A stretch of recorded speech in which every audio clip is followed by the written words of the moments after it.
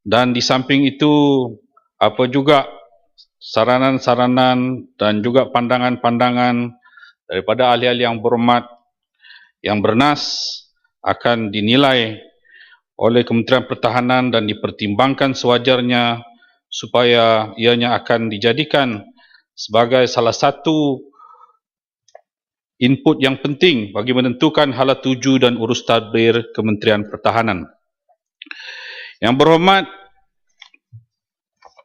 Datuk Hasbullah, yang berhormat Greek, di dalam perbahasan beliau telah menyentuh berkaitan dengan cadangan untuk menambah anggota keselamatan serta logistik ketenteraan di sempadan Malaysia Thailand.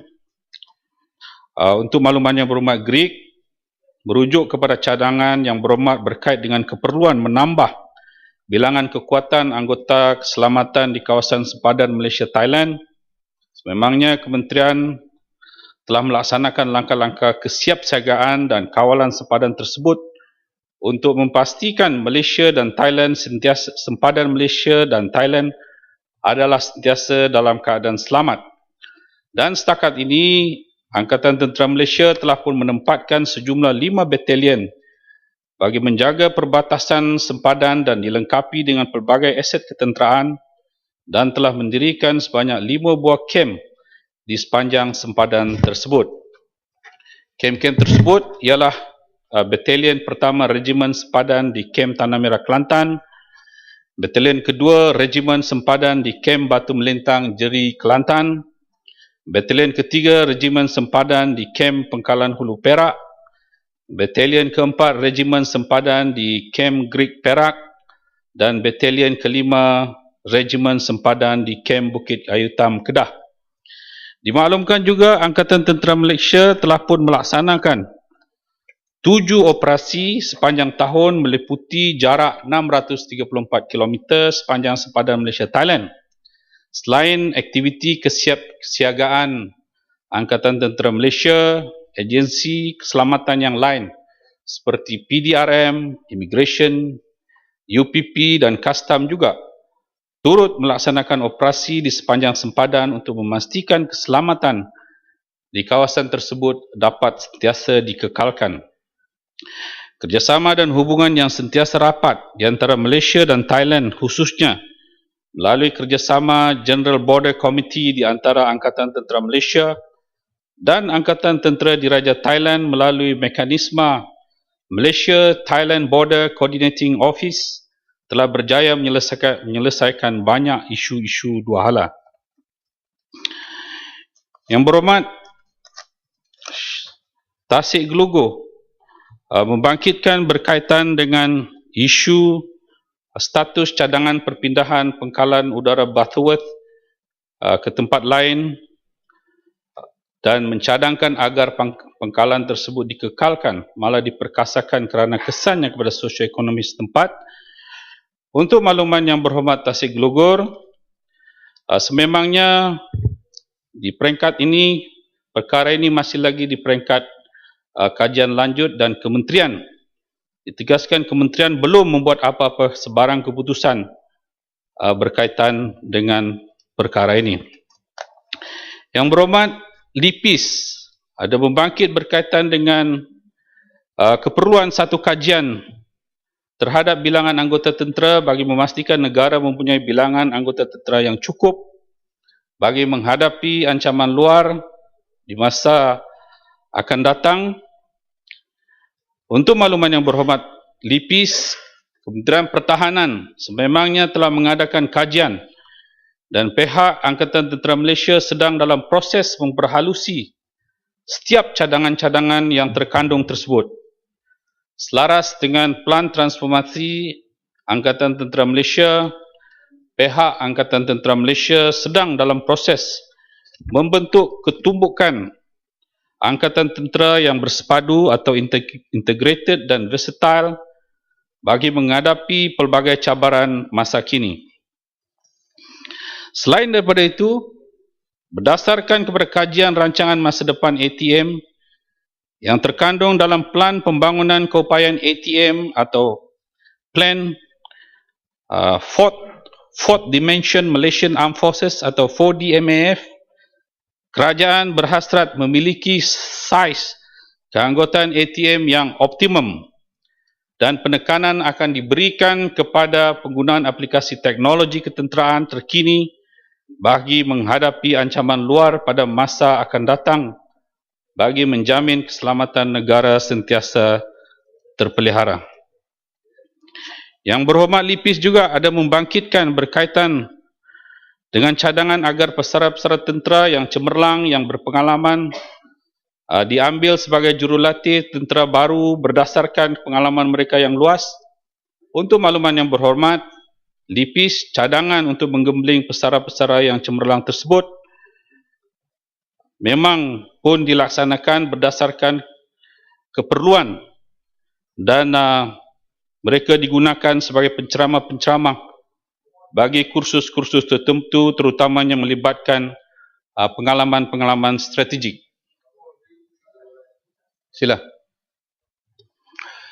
Kita tidak nafikan pengorbanan angkatan tentera dan begitu juga dengan perkembangan yang sedang dilakukan dan akan dilakukan oleh angkatan tentera.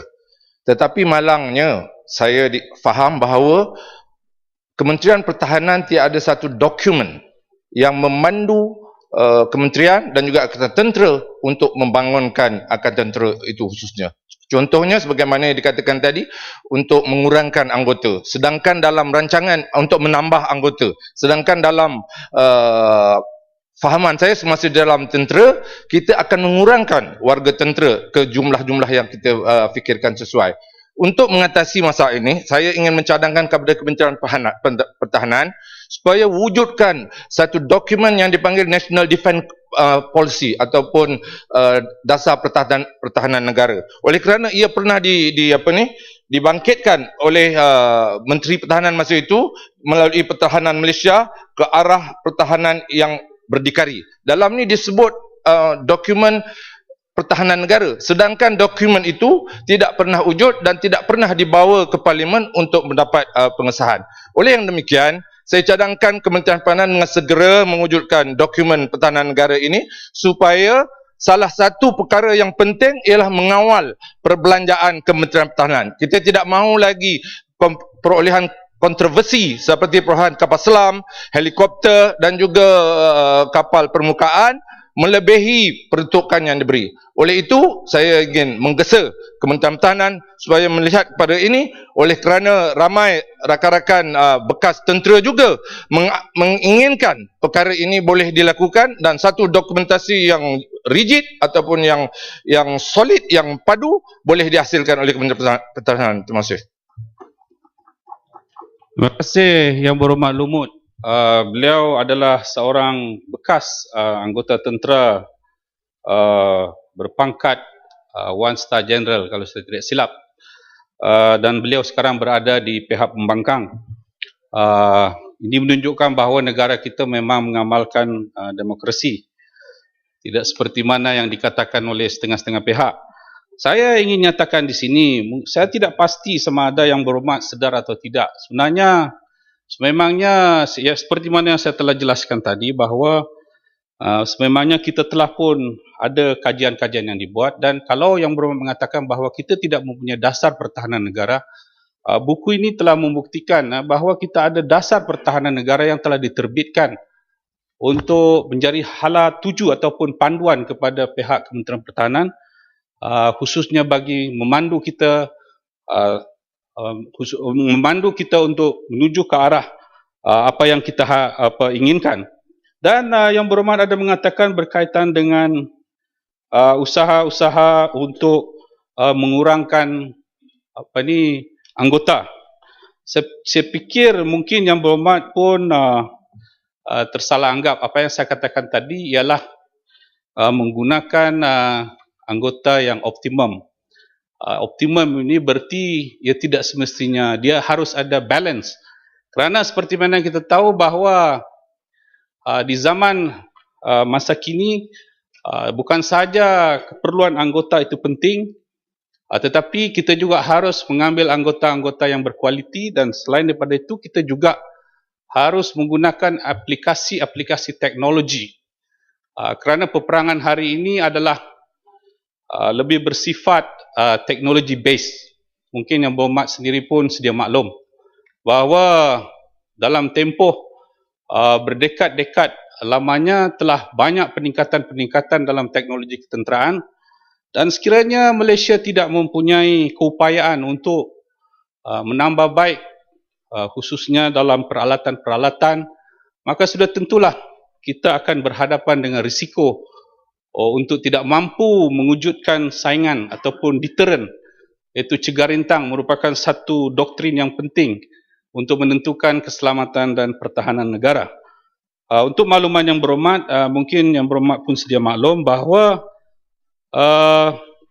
jawatan pada ketika ini ataupun anggota keseluruhan ialah seramai 131,524, dan menjelang tahun 2020 kita mengharapkan akan dapat employ 163,653, walaupun sebenarnya kita menghadkan pengisian jawatan ini bagi juga mengurangkan pembelajaran mengurus, dan untuk melengkapi tentera-tentera anggota regular ni, kita juga ada tentera simpanan. Untuk makluman Yang Berhormat, pada ketika ini kita ada 144,373 tentera simpanan, pasukan simpanan yang boleh digerakkan pada bila-bila masa sekiranya berlaku krisis di dalam negara ini. Sila Yang Itu yang saya ingin tegur di sini, oleh kerana di satu ketika tahun 2006 kita tidak menceritakan untuk menambah warga tentera, sebaliknya mengurangkan warga tentera sama ada dari darat, laut dan udara. Tapi apabila Yang Menteri menjelaskan kita akan mengembangkan ke 163,000, ini bertentangan dengan apa yang telah diputuskan sebelum ini. Oleh sebab itu saya kata kita perlu satu dokumen dasar pertahanan negara yang diluluskan oleh Parlimen. Oleh sebab itu, sebagaimana yang Berhormat tunjukkan kepada saya, dia boleh dikatakan dikeluarkan setiap tahun.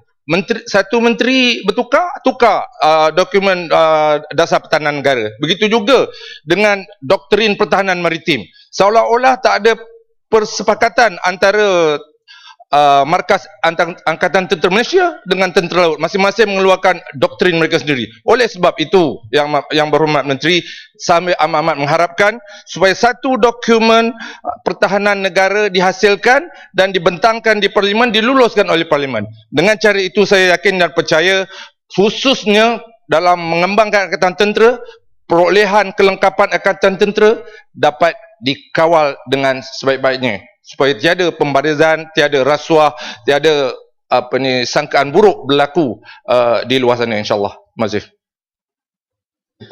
Terima kasih Yang Berhormat di atas cadangan tersebut. Walaupun sebenarnya mengikut apa yang setelah nyatakan tadi bahawa kita sudah mempunyai pun dasar pertahanan negara, kita akan menimbang cadangan Yang Berhormat tersebut, tetapi pada dasarnya apa yang kita inginkan ialah bahawa dasar pertahanan negara kita adalah mampu hari ini, sebelum ini dan sekarang telah pun mampu untuk memberikan perlindungan kepada negara kita dalam setiap ancaman. Dan Yang Berhormat ada mengatakan juga tentang isu-isu perolehan, seperti mana Yang Berhormat sedia maklum bahawa apa juga langkah-langkah yang dilakukan oleh kerajaan khususnya untuk menambah baik dalam bidang peralatan ataupun persenjataan negara untuk menghadapi sebarang ancaman keselamatan, ianya adalah dilakukan berdasarkan kepada keperluan semasa. Dan seperti mana Yang Berhormat sedia maklum bahawa Malaysia adalah merupakan sebuah negara yang akan menuju sebagai sebuah negara maju. Apabila kita menjadi sebuah negara maju, dan itulah menjadi aspirasi kita, sudah tentulah harapan kita ialah untuk melihat bahawa kita mempunyai pertahanan yang mencukupi untuk menjamin keselamatan kita. Kerana apabila kita menjadi negara maju, kita menjadi lebih atraktif ataupun juga menimbulkan masalah-masalah persaingan. Penjelasan Menteri. Ya, kebetulan pula, saya teruskan dulu ya. Kebetulan pula kedudukan Malaysia ini adalah sangat strategik, iaitu di tengah-tengah Asia Tenggara, di mana kita bersempadan dengan, boleh katakan, hampir banyak negara-negara, dan ini telah dengan sendirinya mewujudkan banyak masalah-masalah pertindihan dan juga berkaitan dengan isu Selat Melaka dan juga pergolakan yang mungkin berlaku di Laut Cina Selatan, dan kita memerlukan satu hala tuju untuk pastikan bahawa kita tidak ketinggalan dalam soal ini. Dalam soal perolehan ini, saya ingin nyatakan di sini bahawa apabila kita membuat sesuatu perolehan, Yang Berhormat sendiri pun sedia maklum, ianya adalah dibuat berdasarkan kepada tata cara keuangan kerajaan dan arahan-arahan perbendaraan, dan juga penilaian-penilaian juga dibuat oleh pihak-pihak yang terlibat, khususnya mereka-mereka yang pakar dalam bidang-bidang tersebut. Dan apabila kita membuat keputusan itu, kita juga ada Institut Sains dan Teknologi Pertahanan yang membantu untuk menilai terhadap kemampuan sesuatu peralatan yang kita kehendaki tersebut, dan ujian-ujian juga dilakukan terhadap aset-aset ini. Dan yang penting sekali ialah kita nak mengadakan pembelian itu berdasarkan kepada value for money. Dan satu aspek yang penting yang saya ingin juga jelaskan di sini, bahawa apabila kita membuat perolehan, kita juga memikirkan tentang keperluan untuk membangunkan industri pertahanan negara kita. Kita tidak memberi penjelasan CPU. Boleh. Kita juga mengadakan beberapa kerjasama-kerjasama dengan pihak-pihak industri atau pengeluar-pengeluar tempatan supaya berlaku transfer teknologi, dan di satu masa nanti akan membolehkan negara kita juga menjadi pemain yang penting dalam industri pertahanan. Sila Yang Berhormat. Terima kasih Menteri menyebut tentang perolehan. Banyak isu yang timbul berkenaan dengan Kementerian Pertahanan adalah berkaitan dengan pemberian kontrak-kontrak yang dipersoalkan harganya, nilainya dan prestasinya, dan berselindung di sebalik kerahsiaan perolehan ketenteraan. Kita telah saksikan banyak kontrak-kontrak sebegini, dan saya percaya rakan saya daripada Lumut pun faham, beliau pernah bertugas di sana, yang akhirnya bukan sahaja menelan belanja yang berkali ganda, tetapi gagal disiapkan dalam tempoh masa yang sewajarnya. Jadi soal bukan sahaja soal kewangan, tetapi soal risikonya kepada pertahanan negara apabila kelengkapan dan persenjataan ini gagal disediakan pada masa yang sewajarnya. Soalan dan penjelasan yang saya mohon daripada Yang Berhormat Menteri, setelah kita melalui berdekad persoalan-persoalan tentang perolehan tentera, apakah langkah ataupun perubahan yang Berhormat Menteri yang baru akan ambil untuk memastikan perolehan selepas ini lebih telus, dan bersetujukah Yang Berhormat Menteri supaya ada lantikan daripada parti-parti yang lain, termasuklah daripada Pakatan Rakyat, untuk duduk di dalam jawatan kuasa perolehan ini supaya perkara-perkara seperti itu tidak lagi berulang selepas ini. Terima kasih Yang Berhormat Pandan. Satu cadangan yang agak luar biasa. Tapi saya ingin nyatakan di sini bahawa apabila perolehan-perolehan tersebut dilakukan, mereka-mereka yang terlibat adalah khususnya mereka-mereka yang menjawat di jawatan-jawatan tertentu yang terdiri daripada penjawat-penjawat awam, dan mereka lah yang akan terlibat dalam usaha untuk membuat evaluation ataupun membuat penilaian tentang keperluan terhadap sesuatu keperluan tersebut. Dan kita sebagai kerajaan, kita membuat keputusan berdasarkan kepada kajian-kajian ataupun pertimbangan-pertimbangan yang telah dilakukan, dan apa yang saya nyatakan sebelum ini, iaitu bahawa segala peraturan-peraturan, arahan perbandaran dan tata cara prosedur kewangan itu adalah merupakan satu perkara yang penting yang harus diikuti, dan ini adalah tata cara yang telah ditetapkan oleh Kementerian Kewangan, dan memanglah seperti mana yang saya ingin nyatakan juga, mungkin juga menjadi satu polisi bagi kebanyakan negara bahawa perolehan aset-aset ini ataupun aset-aset strategik ini memanglah sewajarnya tidak dibincang secara yang begitu terbuka, dan ini adalah kerana bahawa perolehan ini adalah merupakan kekuatan negara yang harus dilindungi, walaupun kita tidak menafikan bahawa keperluan untuk mengadakan transparansi ini pun merupakan satu perkara yang kita sentiasa berikan perhatian, dan seperti mana yang kita tahu juga bahawa apabila kita membuat pembelian pun perkara tersebut akan dibawa kepada perbincangan di Parlimen untuk dibahaskan, dan sekiranya setelah diluluskan pun sekiranya berlaku perkara-perkara yang tidak diingini, maka Jabatan Audit Negara pun boleh memantau, dan jika ada isu-isu berbangkit, Public Accounts Committee Parlimen pun sendiri boleh memanggil pihak-pihak untuk mendapatkan penjelasan. Jadi saya ingin nyatakan di sini bahawa kita mempunyai sufficient guts dalam soal perolehan ini, dan saya rasa yang kebimbangan yang berhormat itu hanyalah merupakan persepsi yang cuba diwujudkan kepada masyarakat, seolah-olah apabila kerajaan berbelanja untuk membeli yang melibatkan bilion ringgit, maka ianya berlaku sesuatu perkara yang mungkin sesuatu penyelewengan. Sila Yang Berhormat. Terima kasih. Yang Berhormat sudah tadi. Stampin ya. Terima kasih yang Tuan Yang Dipertua. Kepada Yang Berhormat Menteri, nak minta tanya, ada dua soalan. Mengikut Transparency International UK, dengan izin, Malaysia adalah dalam lingkungan moderate to low, dengan izin, dalam skor kita dalam perbelanjaan dalam pertahanan. Jadi apakah langkah Menteri Pertahanan untuk mengatasi pandangan ini?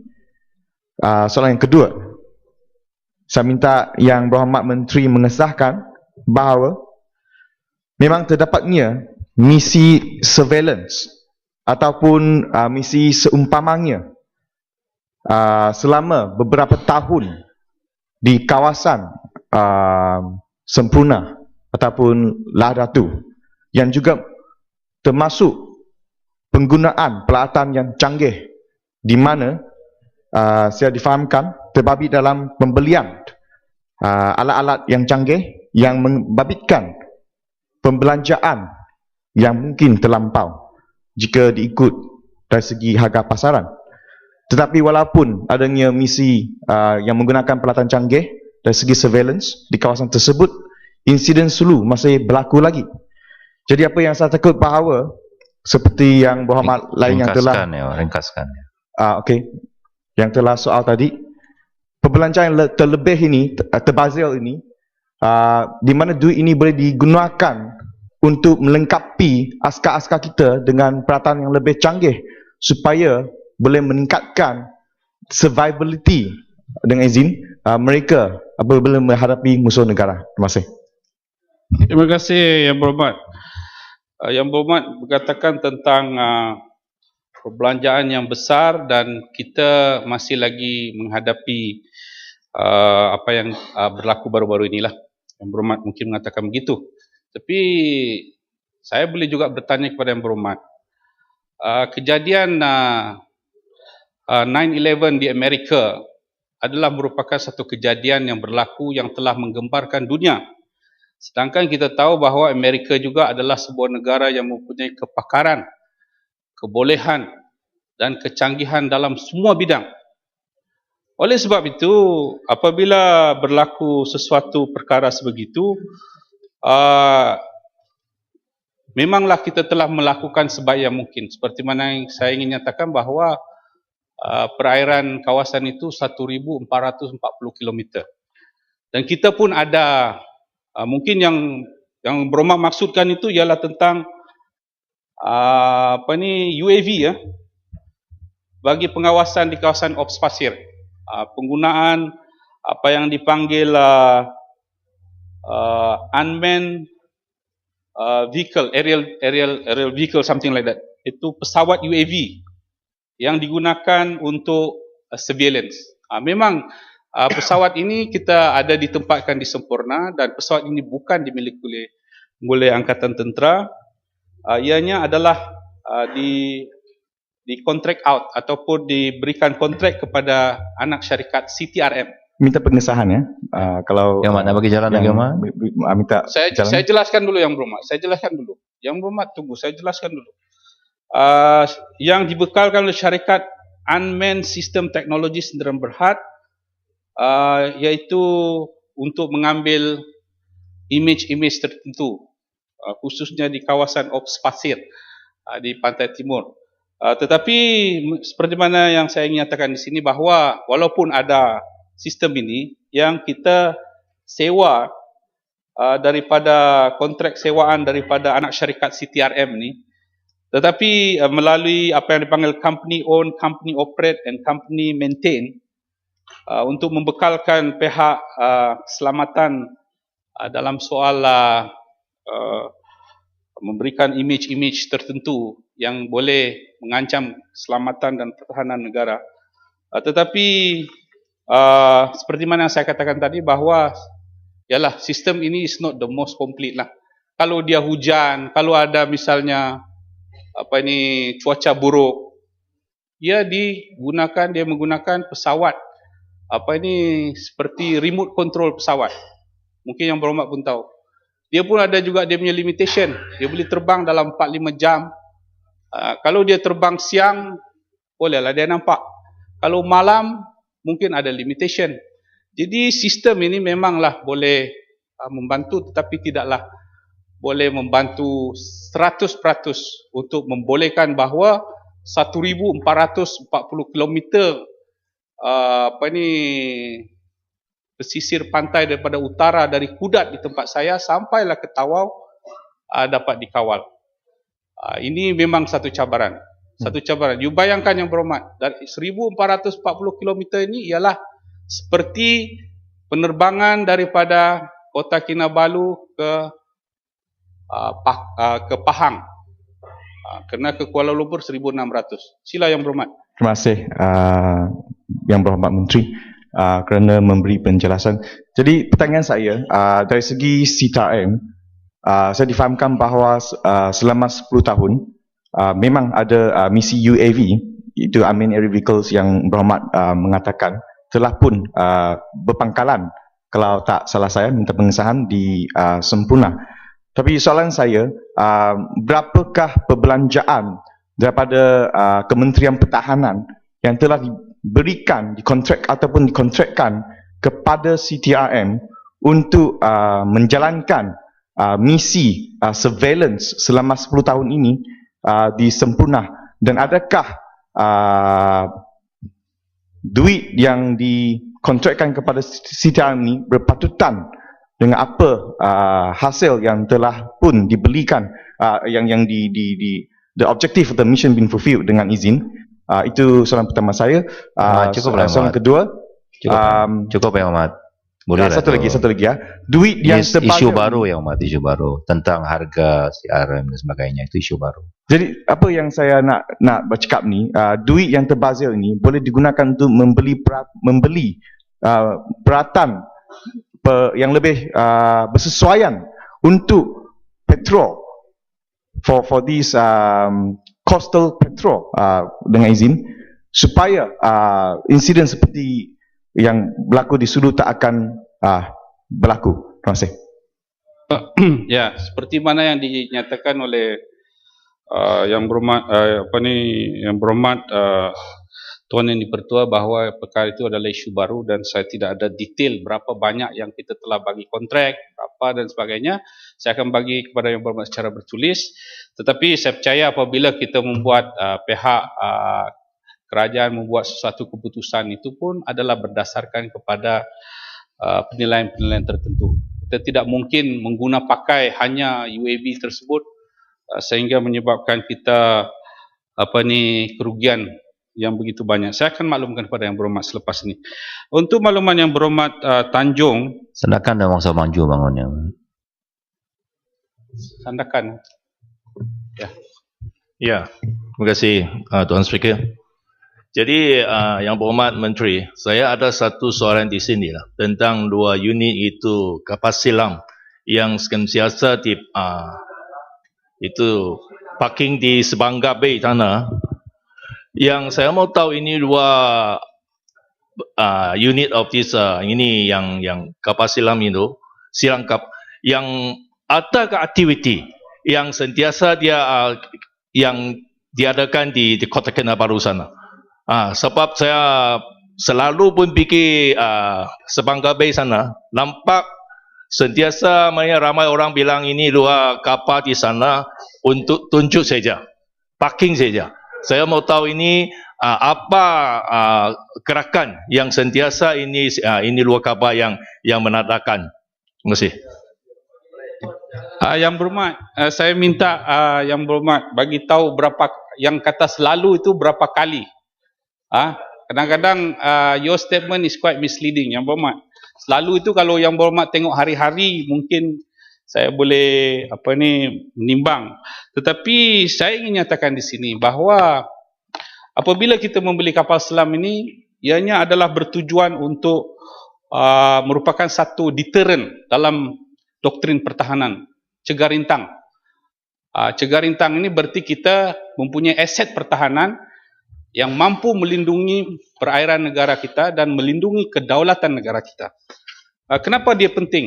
Kenapa dia diletakkan di Sabah? Mungkin Yang Berhormat sedia maklum bahawa kita mempunyai exclusive economic zone. Exclusive economic zone ini adalah merupakan kawasan perairan yang telah diberikan, granted berdasarkan kepada UNCLOS ataupun United Nations Convention Law of the Sea yang membolehkan kita mempunyai hak milik atau untuk meneroka kepentingan di kawasan EEZ. Kita ada exploration dalam oil and gas yang Berhormat sendiri sedia maklum. Ianya memberikan pulangan berbilion-bilion malah trilion ringgit kepada negara. Dan bagaimana kita nak melindungi kepentingan kita dalam EEZ ini? Jelasan. Ya, sungguh Yang Berhormat, saya jawab dulu satu-satu. Bagaimana kita nak melindungi kepentingan kita dalam EEZ? Ianya haruslah mempunyai keupayaan. Kita harus mempunyai keupayaan, dan keupayaan itu salah satunya ialah apabila kita mempunyai kapal selam, submarine, dan kita pun sedia maklum bahawa kawasan Laut Cina Selatan sekarang semakin banyak perlumbaan yang berlaku untuk menguasai kawasan tersebut. Mungkin Yang Berhormat pun sedia maklum. Sebab itu negara-negara bukan saja Malaysia, kita baru membeli 2 unit. Vietnam akan membeli 6 unit. Vietnam saya fikir kalau dari segi kemajuan ekonomi kita lebih bagus daripada Vietnam. Dan Singapura yang sebuah negara yang tidak mempunyai perairan, territorial waters dan EEZ yang tidak begitu besar, tetapi mereka mempunyai 6 unit kapal selam dengan persenjataan yang sangat mencukupi. Jadi apakah keperluannya mereka membeli kapal selam ini? Ianya tidak lain melainkan untuk menjadikannya sebagai deterrent ataupun cegar rintang, kerana sebagai sebuah negara yang kaya, mereka haruslah mampu mempertahankan diri sendiri. Dan Yang Berhormat harus maklum bahawa Malaysia adalah merupakan salah satu daripada anggota Pipe Power Defence Arrangement di antara Malaysia, Singapura, Great Britain, Australia dan New Zealand.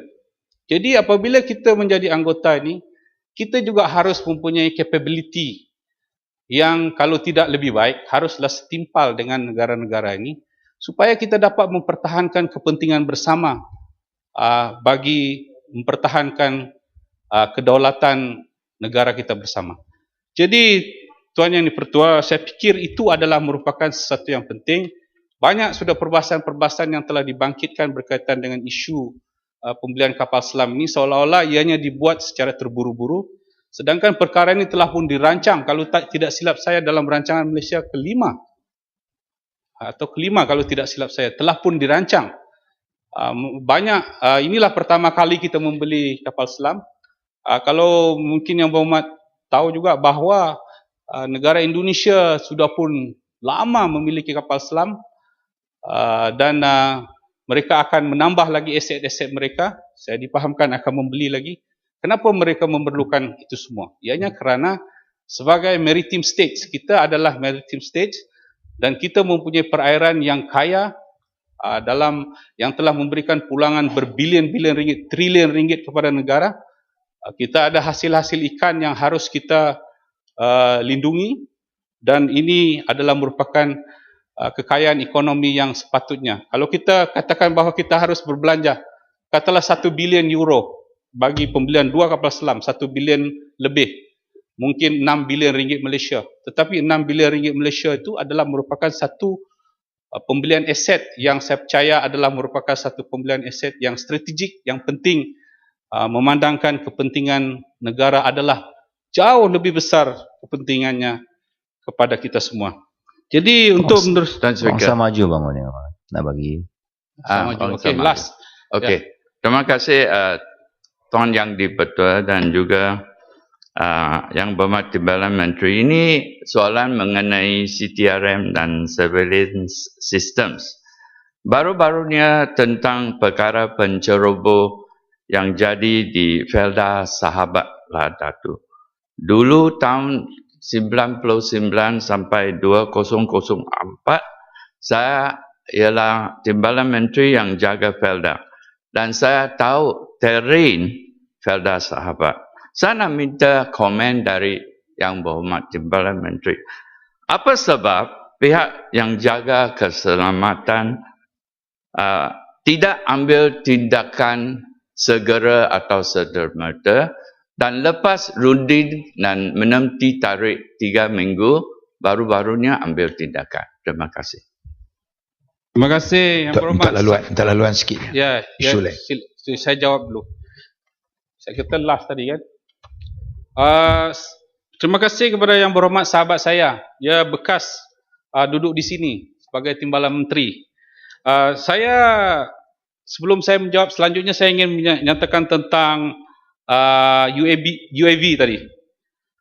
Untuk makluman Yang Berhormat, CTRM yang merupakan pemberi khidmat yang mengoperasi dan menyelenggara UAV tersebut ialah mereka diberikan kontrak perkhidmatan untuk 3 tahun, ialah sebanyak 35.4 juta. Average only about 10 million a year. 10 million a year is not much. Saya fikir untuk melindungi, menjadi satu support, kerana UAV ini adalah merupakan salah satu inisiatif untuk menyokong ops pasir di kawasan tersebut. Seperti mana kita tahu bahawa memang ada minta pengesahan. Ya. Saya belum habis Sebentar cakap. ya, Yang Berhormat duduk dulu. Saya nak jawab. Yang Berhormat mengatakan tadi berkaitan dengan Felda. Mungkin Yang Berhormat, kalaulah Yang Berhormat sebenarnya pernah pergi ke Felda Sahabat, mungkin Yang Berhormat tahu bahawa Felda Sahabat tersebut hanyalah 45 kilometers, in the range of 45 to 50 kilometers daripada Kampung Tanduo, tempat pencerobohan tu, ke pulau Pulau Simunul, Tawi-Tawi, ataupun Pulau Simunul atau Bunggau. Ada 3-4 pulau di situ. Jadi sebenarnya ianya adalah merupakan satu jarak yang begitu dekat sekali. Dan memanglah daripada zaman dahulu lagi perhubungan masyarakat di situ wujud. Tetapi apabila mereka datang dengan niat yang tidak baik, mereka membawa senjata dan kononnya membawa misi-misi tertentu, iaitu style as tentera Kesultanan Sulu yang kita sendiri tidak mengiktirafnya. Mereka datang untuk mendatangkan ancaman, dan apabila mereka membawa ancaman, sudah tentulah kita harus memberikan keutamaan kepada perundingan.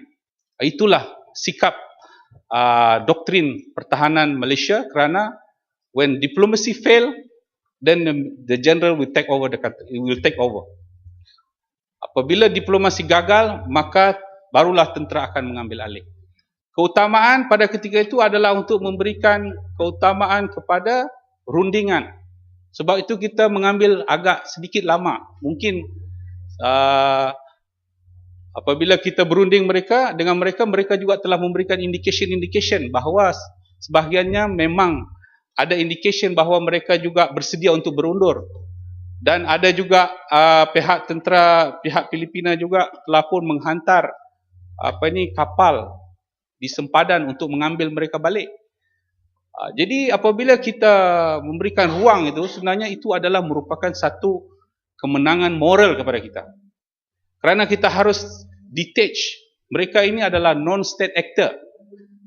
Kalau sekiranya mereka non-state actor dan kita mengambil tindakan yang keras sehingga menyebabkan kita dilihat begitu kejam, kita akan berhadapan juga dengan mungkin protes ataupun perkara yang tidak baik daripada negara asal mereka, Filipina. Dan kita telah mengambil kesempatan itu untuk berunding, sehingga apabila berlaku insiden mereka menembak dahulu anggota kita, dan hari berikutnya pada 2 hari bulan beberapa rakyat polis kita telah pun diambush di Semporna, maka kita telah mengambil tindakan ketenteraan yang akhirnya telah berjaya untuk mengeluarkan mereka daripada kawasan tersebut. Tuan Yang di-Pertua, boleh saya minta penjelasan sedikit dari Timbalan Menteri? Terima kasih atas penjelasan. Background saya ialah doktor perubatan, dan air sangat penting untuk nyawa.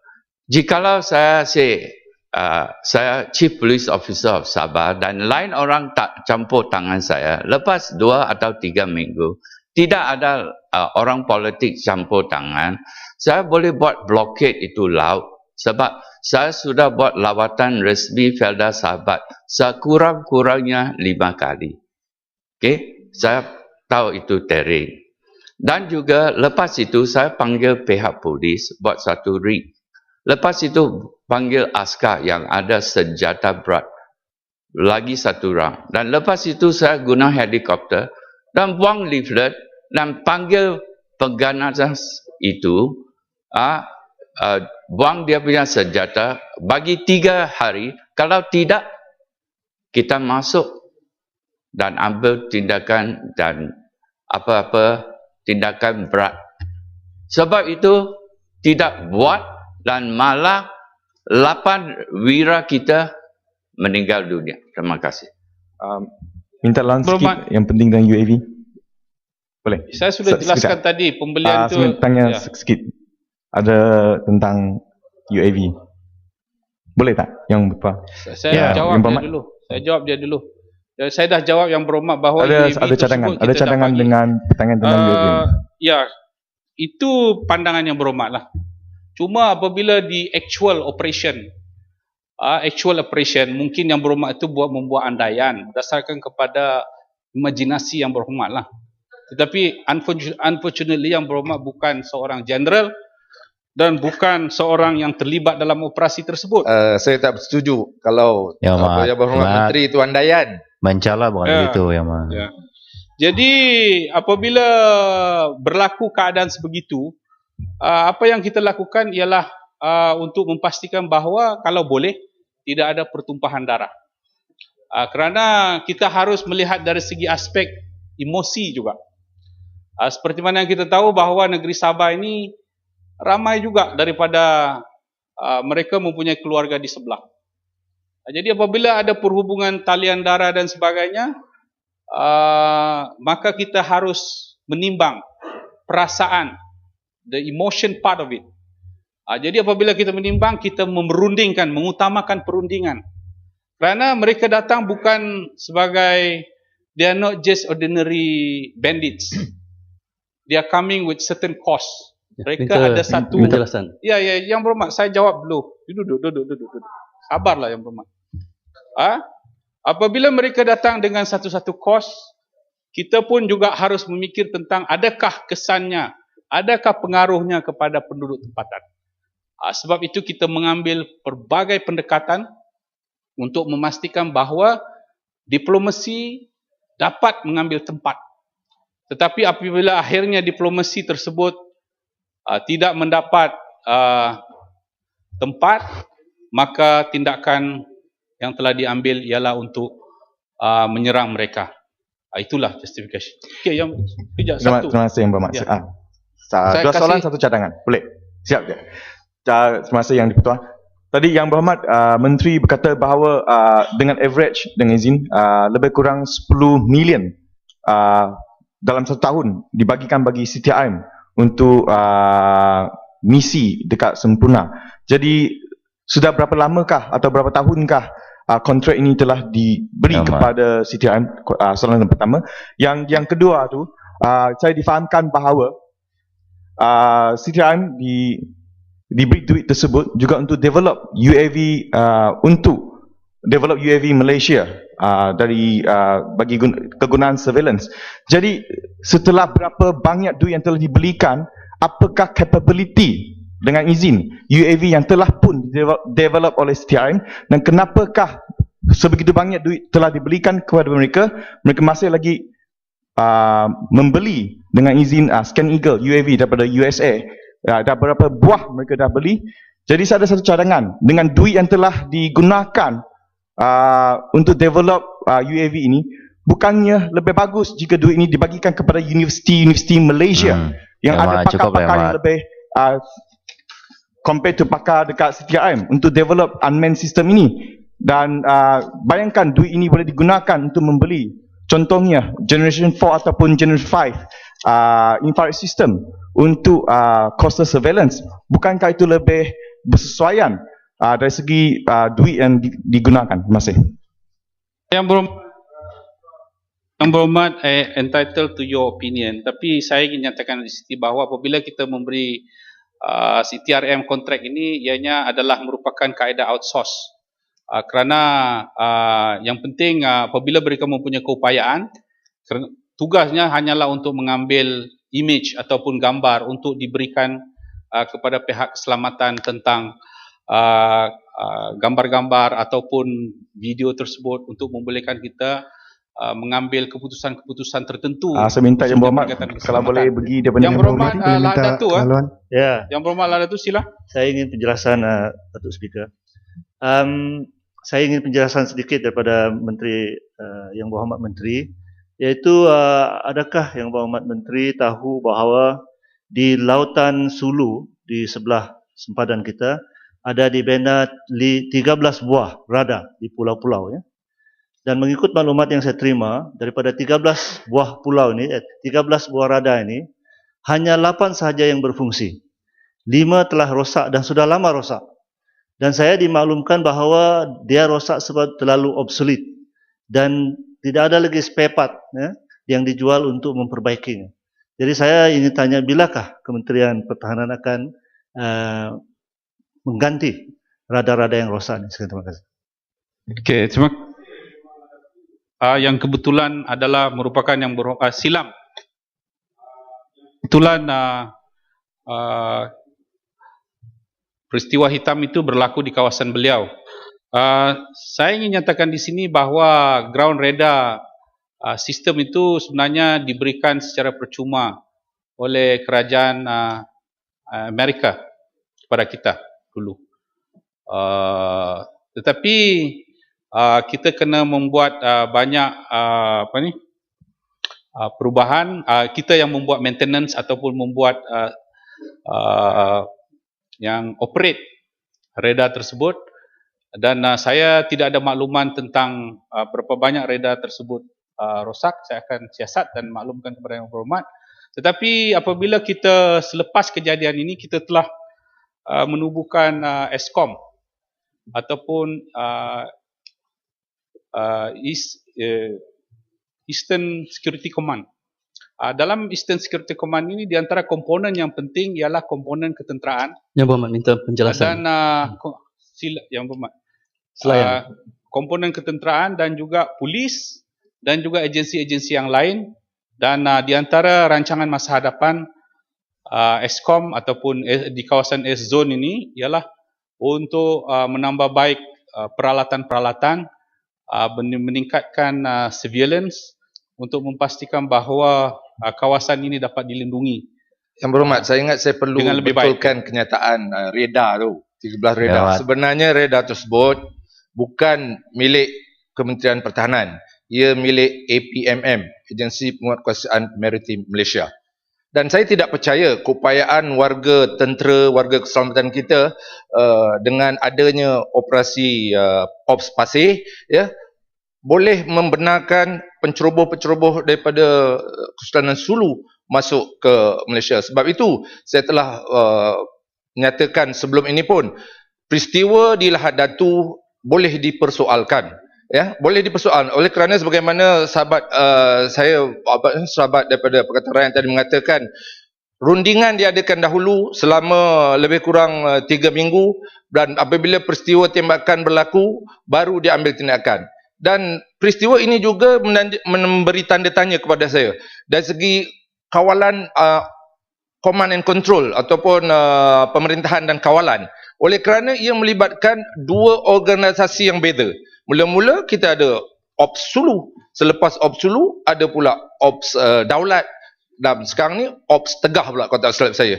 Jadi ini merupakan satu tindakan yang tidak diambil secara bersepadu, ya. Jadi kita boleh lihat juga semasa peristiwa-peristiwa tersebut, ramai aktor ataupun bintang-bintang filem yang berlakon di peristiwa itu. Sedangkan sekiranya konflik yang berlaku sama ada ditangani oleh warga polis ataupun warga tentera, tapi kita lihat panglima-panglima yang turun merupakan menteri-menteri. Ya, menteri-menteri turun jadi panglima perang di Lahad Datu. Ini merupakan perkara yang ganjil. Kita tak faham. Dan kita lihat yang betul.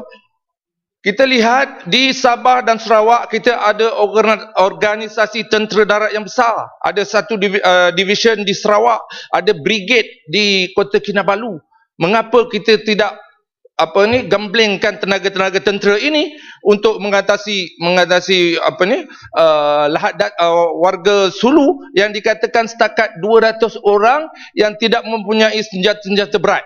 Dan lebih lagi pada saya melucukan apabila kita gunakan jet untuk mengebom warga-warga Sulu yang berada di Tadau, di Felda tu. Ini merupakan satu tindakan yang tidak wajar dan tidak cerdik. Dan ini kita perlu lihat dan perlu analisis balik. Dan sebab itu kita kata Suruhanjaya Diraja mesti diadakan, diwujudkan untuk menyiasat perkara ini. Terima kasih. Yang Berhormat Lumut, Yang Berhormat, kalau yang boleh tidak saya cerdik itu saya rasa minta penjelasan juga. Ya, yang tidak cerdik itu adalah Yang Berhormat, kerana apabila krisis berlaku sebegitu, kita mempunyai banyak pilihan. Salah satu pilihan, apabila saja berlaku keadaan itu, pada ketika itu kita menganggap ianya sebagai isu keselamatan. Apabila ianya merupakan isu keselamatan dan telah diputuskan oleh pihak kepimpinan tertinggi bahawa apabila ianya isu keselamatan, ianya harus di-handle oleh pihak PDRM. Dalam pada ketika itu, Yang Berhormat pun tahu bahawa dalam peperangan pun kita ada undang-undang. Kita juga tertakluk kepada undang-undang peperangan. Kita juga tidak boleh bertindak sesuka hati. Apabila kita melihat bahawa ianya adalah merupakan isu keselamatan, PDRM telah mengambil langkah-langkah terdahulu untuk menyelesaikan masalah itu. Dan mereka mengambil tindakan, berunding dan memberikan exit kepada mereka peluang exit opportunity kepada mereka, tetapi malangnya perkara itu tidak berlaku, dan apabila mereka menembak anggota VET 69 dan selanjutnya di hari kedua mereka melakukan serangan hendap kepada anggota-anggota polis di Semporna yang telah mengorbankan 6 jiwa, yang mungkin Yang Berhormat kata ini sandiwara.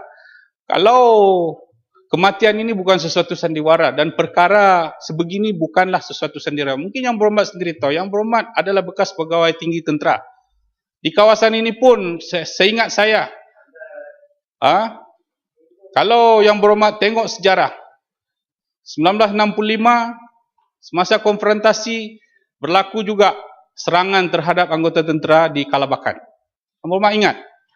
Selepas itu, satu kejadian yang penting ialah pada tahun 85 di Lahad Datu. Practically Lahad Datu is totally in control. Pada ketika itu mereka datang sebagai lanun. Mereka tidak ada niat-niat ataupun tidak menzahirkan niat mereka, melainkan untuk menyerang Lahad Datu pada tahun 85. Dan selepas itu berlaku penculikan di Pandanan dan Sipadan yang telah menyebabkan banyak ramai daripada rakyat Malaysia yang telah ditahan, dibawa lari oleh kumpulan yang dipanggil Abu Sayyaf pada ketika itu. Jadi kawasan itu memanglah kawasan yang sentiasa menghadapi ancaman keselamatan kerana the distance ataupun border distance tu adalah terlalu dekat. Mungkin Yang Berhormat sendiri tahu tapi pura-pura tidak tahu sebab Yang Berhormat dulu bekas Navy Brigadier General. Tapi kerana politik, Yang Berhormat boleh cakap benda-benda yang sebegini yang sewajarnya tidak dilakukan. Dan sepatutnya sebagai bekas tentera, Yang Berhormat haruslah menyokong rakan-rakan Yang Berhormat, memberikan semangat kepada mereka. Mereka mempertarungkan nyawa untuk mempertahankan negara ini, sedangkan Yang Berhormat bermain politik menjadi wakil rakyat dan menghentak rakan-rakan Yang Berhormat. Jadi saya pikir ini adalah satu tindakan yang tidak wajar dan saya tidak akan meneruskan. Saya akan meneruskan kepada satu soalan yang terakhir, yaitu berkaitan dengan perolehan LCS. Saya minta penjelasan yang telah dibangkitkan oleh Yang Berhormat Tanjung. Nak bagi celah yang Berhormat? Saya tak bagi celah. Okey, duduk sudah panjang sudah panjang untuk isu itu. Untuk makluman Yang Berhormat, Dawan Yang Berhormat Tanjung, sebab Yang Berhormat Tanjung ini baru. Apabila dia baru, dia tak tahu apa yang dibincangkan di dalam parlimen ni. Sebenarnya isu berkaitan dengan LCS ni telah pun dibincangkan dengan panjang lebar di Dewan Yang Mulia ini. Malah beberapa taklimat-taklimat bukan saja kepada ahli parlimen kerajaan tetapi juga pembangkang telah diadakan. Yang Berhormat, yang bangun tadi Stampin Yang Berhormat, bukan Tanjung. Ya. Yang bangun tadi itu Stampin ya. Stampin ya. Okey, minta maaf. Tapi yang menyoal ini adalah Tanjung ya. Jadi kita telah pun Yang Berhormat Tanjung tidak tahu bahawa kita telah pun menjelaskan bahawa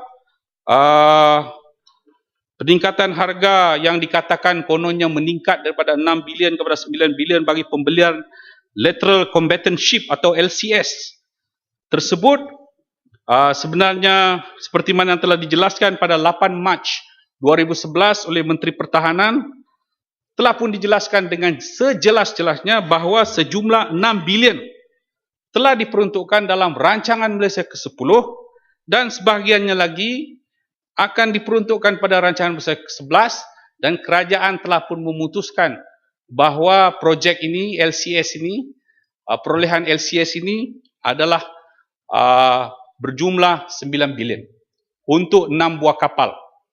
Seperti mana yang kita tahu bahawa mungkin Yang Berhormat pun sedia tahu bahawa LCS ini adalah Lateral Combatant Ship ataupun second generation petrol vessel yang mempunyai kemampuan bukan sahaja dalam soal kemampuan persenjataan meriam, misil, torpedo dan sonar sistem. Betul Yang Berhormat. Yang Berhormat adalah bekas Navy. Indah kabar dari Rupa. Saya cakap Indah kabar dari rupa. ini, saya cakap kontrak yang akan ditandatangani. Ini pun belum mula lagi. Ini yang berhormat. Sebab itu perkara ini saya bangkitkan. Ya, Sebab itu saya kata kita mesti ada dokumen yang memandu Kementerian Pertahanan untuk memperlengkapkan angkatan tenteranya. Sedangkan semasa saya berkhidmat, tiada dalam senarai Littoral Combatant Ship. Tak ada. Kita memerlukan 27 patrol vessel untuk mengawasi pelantar-pelantar kita, termasuklah yang di Sabah dan Sarawak. Itu aset yang penting untuk menjaga aset-aset kita di lautan EEZ itu. Tapi sebaliknya, baru buat 6 biji yang betul telah ditukar brand kepada LCS. Sebab itu sudahlah harganya sampai melebihi 6 bilion. Saya kata kita nak buat apa ni? Kapal LCS ke, destroyer ke, ataupun frigate. Jadi sebab itu sekali lagi saya tekankan itu supaya Kementerian Pertahanan wujudkan dokumen supaya dapat mengawal warga Kementerian Pertahanan termasuk menterinya juga untuk menguruskan perolehan pelatihan perang. Kalau boleh buat rundingan terbuka ataupun rundingan terhad. Ataupun tender terhad. Apabila kita cakap peralatan kelengkapan, alasan yang diberi ialah peralatan Kementerian Pertahanan rahsia, pertahanan negara rahsia. Sedangkan kita tahu kapal selam seluruh dunia ada kapal selam. Ya, sebagaimana dibangkitkan oleh sahabat kita. Kita 2 submarine bukan guna untuk menjaga terumbu ataupun menjaga nelayan atau menjaga platform kita. Ia merupakan strategic asset sebagaimana yang berhormat kata tadi, deterrent sebagai peralatan untuk mencegah, menakut-nakutkan musuh kita lah. Tapi saya ingin ingatkan bahawa saya tahu berapa hari sepatutnya kapal selam itu beroperasi di laut dan berapa hari sepatutnya berada di Sepanggabe. Sebab itu sahabat kita lihat sepanjang masa ada di Sepanggabe. Dan ini mungkin ada kebenarannya kalau ada masalah teknikal. Tapi kita haraplah, kita berdoa supaya warga tentera kapal selam kita itu akan selamat dan dapat beroperasi dan melaksanakan tanggungjawabnya sebagai aset deterrent kepada negara. Terima kasih. Terima kasih Yang Berhormat. Yang Berhormat sekali lagi ingin mewujudkan persepsi terhadap Angkatan Tentera Malaysia, khususnya tentang pembelian aset-aset ini. Seperti mana yang saya ingin jelaskan di sini, mungkin Yang Berhormat pun sedia maklum bahawa apabila APMM ataupun Coastal Guard telah ditubuhkan sebagai mereka mempunyai tanggungjawab seperti polis di laut, penguatkuasa di laut, Coastal Guard yang bertanggungjawab dalam banyak kerja-kerja, misalnya untuk mencegah human trafficking, untuk mencegah penyeludupan, untuk mencegah mereka nelayan-nelayan yang masuk ataupun kuasa-kuasa polis di laut. Maka kerajaan pada ketika itu apabila kita mewujudkan APMM, kita telah menyerahkan 17 daripada ships. Mungkin Yang Berhormat pun tahu, kita bagi kepada APMM. Yang Hormat Menteri, tak payah tanya dia. Betul, saya setuju. Dan Yang Hormat tanya dia, kita bangun. nak Tak payah tanya.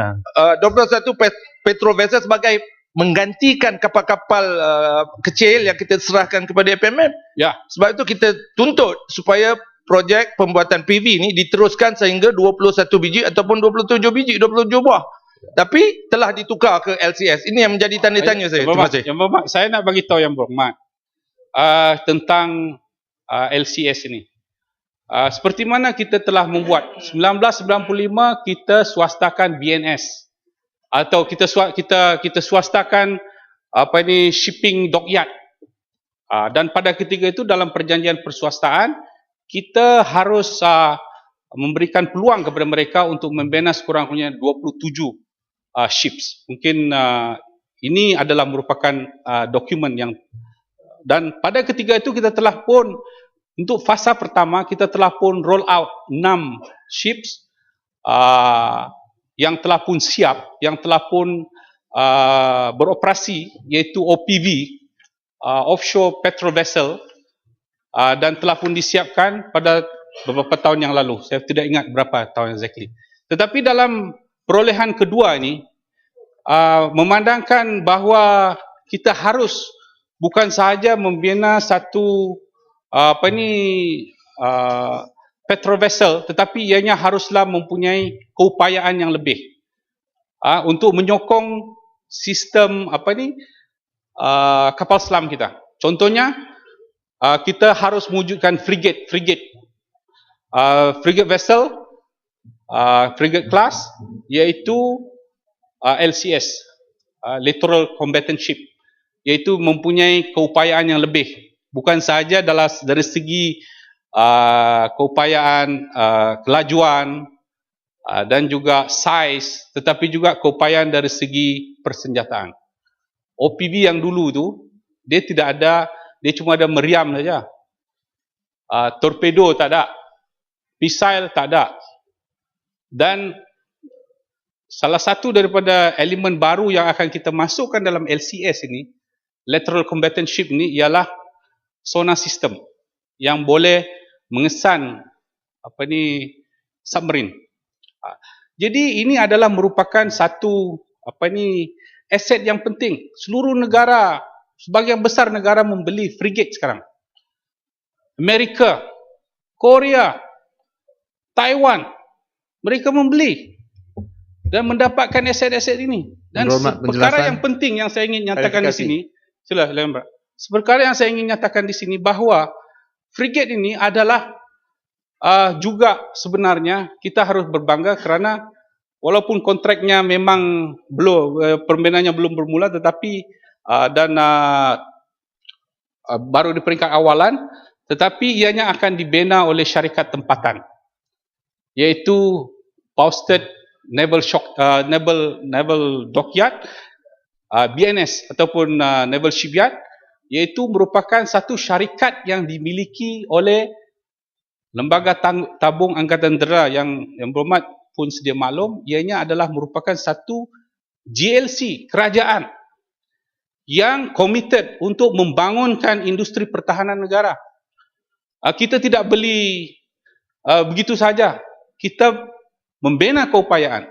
Dan BNS telah pun berkeupayaan mengeluarkan 6 OPV yang telah pun sekarang berjalan dan keupayaannya baik, dan ini membuktikan bahawa sehingga apabila kita mau menjadi sebuah negara maju, di antara industri yang penting untuk kita majukan ialah industri heavy industry yang berasaskan kepada teknologi, yang mungkin pada ketika ini kita memperlekehkan mereka, tetapi satu hari mungkin mereka menjadi pemain yang penting, kalau tidak di dalam negara ini, tetapi di dunia, tapi sekurang-kurangnya di kawasan Asia Tenggara.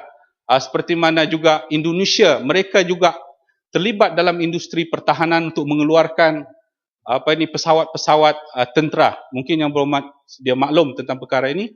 Dan inilah hasrat kita sebagai sebuah negara membangun, untuk satu hari nanti kita mau menjadi pemain yang penting. Dan kalau kita lihat 30 tahun, 40 tahun yang lalu, Malaysia tidak ada keupayaan dalam bidang pembinaan, misalnya pembinaan civil engineering pun kita tidak ada keupayaan.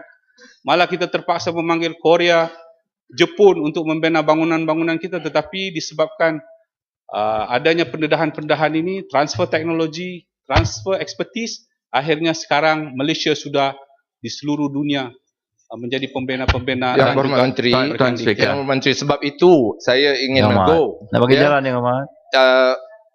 Yang berhormat Menteri mengatakan kita nak bangunkan industri pertahanan negara.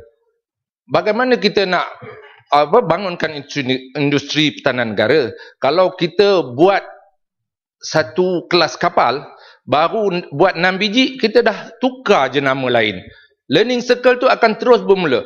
Tahukah tu Yang Menteri, berapakah harga ataupun kos untuk design, reka bentuk kapal yang baru? Ia melibatkan kos, sedangkan PV dulu nilainya lebih kurang 200 juta design untuk reka bentuk PV, petrol vessel tu. Bukan OPV, dia tentera laut panggil petrol vessel. Sebab itu saya kata, kita seharusnya teruskan binaan ke 27 biji. Apabila kita dah pakar, insya-Allah kita boleh pasarkan aset kita. PV merupakan aset yang baik untuk kegunaan memelihara platform ataupun menjaga pelantar minyak kita, dan insyaAllah dengan cara itu kita boleh pertingkatkan industri pertahanan negara khususnya dalam pemindahan kapal. Tapi sekiranya telah ditukar dengan jenama lain, maka saya bimbang learning circle ataupun pembelajaran akan terus bermula semula. Dan contohnya senjata kecil je yang Menteri. Ringkaskan ni Muhammad. Saya bertemu dengan rakan-rakan yang sedang membuat penerimaan karbine M40. Sedangkan sebelum ni kita guna style yang dibuat oleh SME di Batu Arang. Style pun kita tak boleh buat lagi. Ya, Mat, ya. Karbine MM40 pun kita tak terbuat lagi, kita beli. Jadi apa nak cerita industri pertahanan negara? Tuan Yang Betul. Menteri boleh tengok dalam hal ini lah. Terima kasih. Tuan Yang Betul. Sila bagi saya penjelasan saya sudah tentang bagi yang OPV. berhormat. Ini yang terakhir untuk saya jawab dan saya akan tutup. Saya nak nyatakan di sini bahawa ahli yang berhormat, boleh saya menjelaskan tentang OPV? Minta penjelasan yang Muhammad. Tak boleh Sebab menjelaskan. apa? Ini perkara OPV, offshore petrol vehicle, saya tahu. Sebab dulu saya timbalan menteri biasa. Lepas itu George Soros punya krisis, Tun Dime sebagai Menteri Keuangan bagi ini kontrak kepada dia punya kawan baik, PSC Shipyard. So lepas itu projek ini 5.2 bilion sudah lewat. Pada masa itu I think lebih kurang 2